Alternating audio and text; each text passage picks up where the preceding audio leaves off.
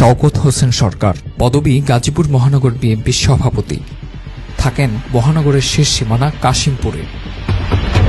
আলিশান এই বাড়িটি শওকত সরকারের কাছে রাজনীতির আঁতুড়ঘর হওয়ার কথা ছিল, কিন্তু হয়েছে অপকর্মের কেন্দ্রস্থল, যার চাক্ষুষ প্রমাণ এই ভিডিও। নিজ দলের কর্মীর কাছ থেকে শওকত সরকার নিজেই চাঁদা নিচ্ছেন।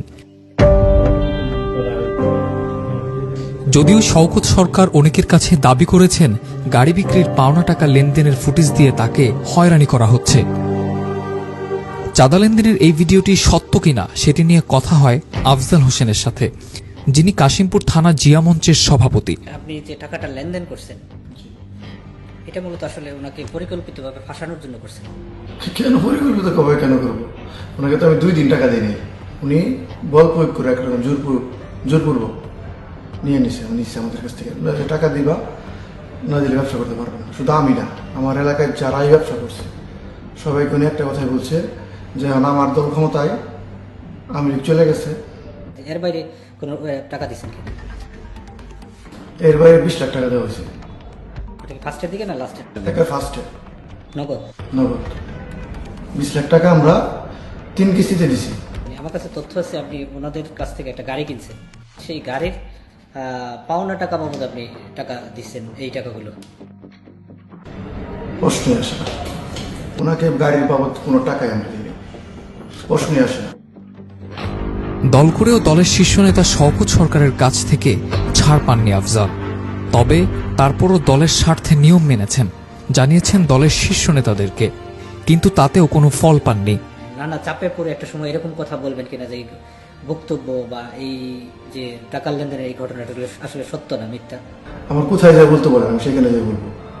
কেন বলবো? এখন স্টিল না আমার ব্যবসাটা নিয়েই নিছে, টাকা দিয়েও আমরা আমার ব্যবসা রাখতে পারিনি। দেখেন এখনো জিজ্ঞেস করে দেখেন আমাদের ব্যবসা ঠেক দেয়া, এবং আমার ডিউ কাটা আছে এখনো, কিন্তু আমি মাল বের করতে পারিনি। আমার বলছে ফ্যাক্টরির আশেপাশে আসলে আমার মেরে ফেলবে। যদি ধরেন আপনাকে টাকা পয়সা বা ব্যবসা বাণিজ্য দিয়ে দেয়, তখন আপনার ভূমিকা কি হবে? কে দিয়ে দিবে? ওই যে ভদ্রলোক আপনার কাছ থেকে দখলে নিয়ে নিছে উনি আজকে দিবে, তারপর কালকে দেখা যাচ্ছে উনি মেয়র হবে বা এমপি হবে, কোনো কিছু হইলে আমার ঘরের মধ্যে ধইরা আমাকে যে কোনো মামলা টামলা দিব, মিথ্যা মামলা টামলা দিয়ে আমার মনে করেন জেলে ঢুকে দিবে সারা জীবনের লেগে। আরেকটা বিষয় আমি জানি সবশেষ, যেটা হচ্ছে এই ঘটনায় দলের হাইকমান্ড কারো কাছে আপনি গিয়েছেন কিংবা তারা এটা নিয়ে তদবির করছে, আপনার পক্ষে এরকম কোনো ঘটনা আছে? জি, যে বাংলাদেশের কোন নেতারে ফোন দিলে কাজ হবে না। বরং উল্টো হুমকিতে আফজাল ও তার পরিবার সদস্যরা এখন বিপন্ন জীবনযাপন করছেন। জীবনহানির আশঙ্কায় আফজাল গত 1 মাস ধরে ঘর ছাড়া। দল আমিও করি, দল উনিও করে। আমার দলের কাছে চাওয়া হইল যে এটা একটা সুস্থ বিচার আমি দলের কাছে চাই। খালি উনি আমার না, দলের বদনাম করতেছে। আমার ওয়ার্ডে মনে হয় না যে 5 তারিখের আগে 95% লোক ছিল বিএনপি সাপোর্টার। এখন আমার ওয়ার্ডে ওনার যে কয়জন লোক আছে, মানে বিভিন্ন ব্যবসা প্রতিষ্ঠান, উনি ব্যবসা কিছু দিয়ে রাখছে, মাসিক টাকা দেয়, এই কয়জন লোক ছাড়া আর কোনো লোকই তো আপনার এখন আর বিএনপির কথা বলে না। এবং ওনার লোকদের কারণে আমরা সঙ্গপান করা কি পরিমাণ মানে এলাকাতে দুর্গন্ধ ছড়াইছে আমাদের দলের, তো অবিশ্বাস্য। মানে দলের বদনাম করতে যা লাগে তার সবকিছু করার উদ্দেশ্যে এই প্রতিষ্ঠানটার সাথে আমরা মিলিত হই, এবং এই প্রতিষ্ঠানে টাকা পয়সা খাই ইনকাম থেকে আমরা সবাই প্রতিষ্ঠিত হয়েছি।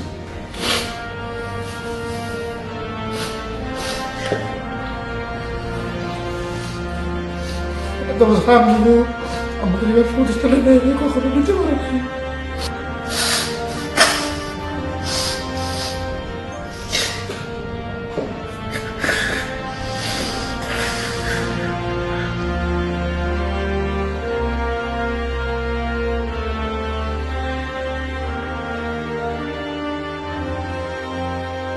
ফুটেজ সহ চাঁদাবাজির এমন প্রমাণ থাকার পরও ব্যবস্থা তো দূরের কথা, উল্টো তাকে বাঁচাতে দলের কেউ কেউ তৎপর রয়েছেন।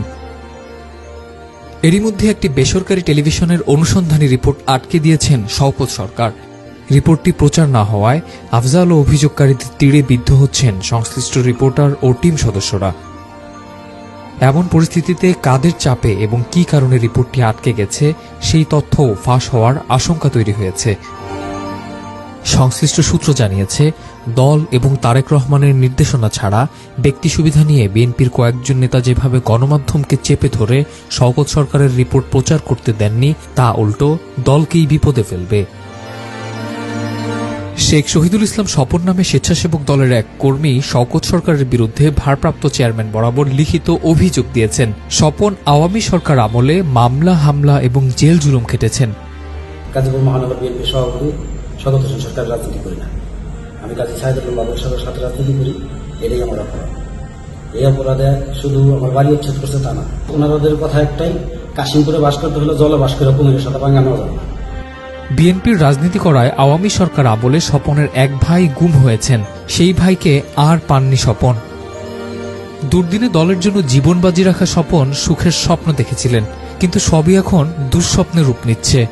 আমার ভাই 2013 সালে গুম হয়েছে, আর আমি আপনার এই বিএনপির রাজনীতি দীর্ঘদিন যাবত করি। 2023 থেকে 2024 দীর্ঘ 3 মাস আমি 2টা মামলায় জেল কাটছি কাশিমপুর থানার, একটা বিস্ফোরক দ্রব্য আইন আর একটা বিশেষ ক্ষমতা আইন। দীর্ঘ 3 মাস কারাগারে কাটাইছি, একদিনের পুলিশ রিমান্ডে নির্যাতনের শিকার হয়েছে।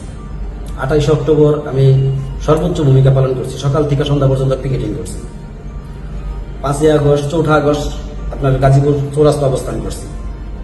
5 আগস্টে আপনার গণভবনে গেছি, ওইখানে গেট ভাঙতে যায় আহত হয়েছি আপনার যে প্রধানমন্ত্রীর কার্যালয়ে। এই যে পুরস্কার এটা পাইতেছি, বাড়ি ছাড়া আজকে 3 মাস ধরে। এমন অসংখ্য মানুষের জীবনকে দুর্বিষহ করে তোলার অভিযোগ উঠেছে শওকত সরকারের বিরুদ্ধে। অর্থাৎ মুক্তিযোদ্ধা ভাতার কথা বলে বৈষম্য বিরোধী আন্দোলনের মামলায় বাদীকে দিয়ে অজ্ঞাতসহ প্রায় 300 নিরীহ মানুষকে আসামি করা হয়েছে। যা হোক, এবার শওকত সরকারের সাঙ্গপাঙ্গদের দিকে নজর দেয়া যাক। অর্থাৎ এই সিন্ডিকেটের অন্যতম সদস্য সাইফুল ইসলাম সরকার। বড় কোনো নেতা না হলেও গাজীপুর মহানগরের কাশিমপুরে একক রাজত্ব তার।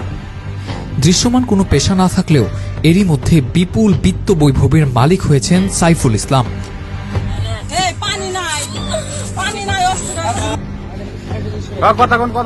তার বাহিনীর হাতে হয়রানি ও নির্যাতনের ভয়ে কেউ মুখ খোলেন না। শওকত সরকারের আরেক সিন্ডিকেট সদস্য তাহাজ উদ্দিন মোল্লা, 3 নম্বর ওয়ার্ড বিএনপি সভাপতি তাহাজ উদ্দিন কাশিমপুর থানা স্বেচ্ছাসেবক দলের আহ্বায়ক। স্কুল ছাত্রী ধর্ষণ মামলায় সম্প্রতি গ্রেফতার হয়েছেন তিনি। তার বিরুদ্ধেও অভিযোগের শেষ নেই। ভাতিজা জান্নাতুল মোল্লা 1 নম্বর হাতিয়ার তাহাজ উদ্দিনের। শওকত সরকারের অন্য সহযোগীরা হলেন কোনাবাড়ী থানা বিএনপির সাধারণ সম্পাদক বাবুল হোসেন এবং 5 নং ওয়ার্ড বিএনপির সাধারণ সম্পাদক আব্দুর রাজ্জাক রাজু।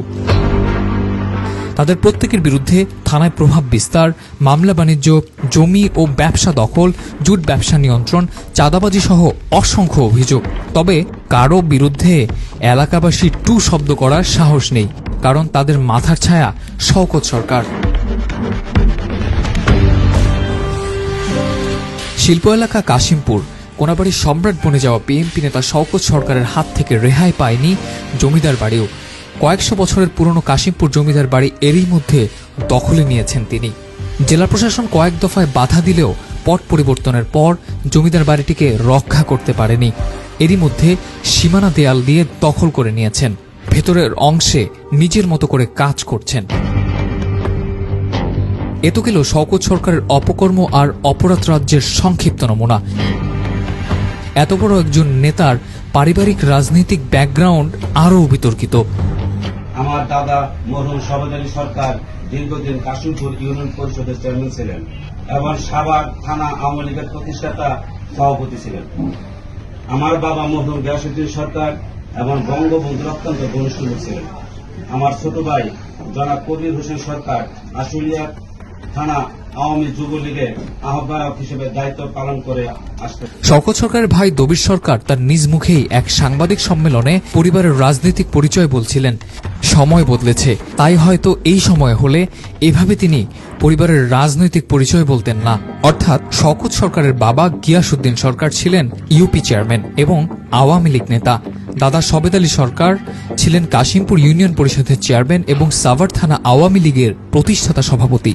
সোহরাবউদ্দিন সরকার শওকত সরকারের চাচা, তিনি গাজীপুর মহানগর আওয়ামী লীগের উপদেষ্টা মণ্ডলীর সদস্য। মেজভাই দবিরউদ্দিন সরকার কাশিমপুর থানা আওয়ামী লীগের 1 নং সাংগঠনিক সম্পাদক এবং 6 নম্বর ওয়ার্ড আওয়ামী লীগের সভাপতি। ছোট ছোট ভাই কবির হোসেন সরকার আশুলিয়া থানা আওয়ামী যুবলীগের সাবেক আহ্বায়ক। আপন চাচাতো ভাই সাইমন সরকার কাশিমপুর থানা ছাত্রলীগের সাবেক সভাপতি। আওয়ামী পরিবারের এমন একজন সদস্য, অথচ গাজীপুরের মতো গুরুত্বপূর্ণ এলাকার মহানগর বিএনপির সভাপতি। ফলে 5 আগস্টের পর সারা দেশে আওয়ামী লীগ নেতাদের বিরুদ্ধে একাধিক মামলা হলেও মামলা হয়নি তার পরিবারের সদস্যদের কারও নামে। পদ এবং ক্ষমতার দাপট, সাথে পট পরিবর্তনের অনুকূল পরিবেশ, ফলে গাজীপুর মহানগরের সভাপতি হয়ে দলের কেন্দ্রে উপর থেকে নিচ অনেককেই পকেটে রাখেন, এমনটাই অনেকের মুখে মুখে, যারা বিপদে তার পাশে দাঁড়ান। কারা গণমাধ্যমের কণ্ঠরোধ করেছেন, কারাই বা শওকত সরকারের সুবিধাভোগী, আর পুরো ঘটনায় দলই বা কী ব্যবস্থা নেয়, সেটি এখন দেখার বিষয়।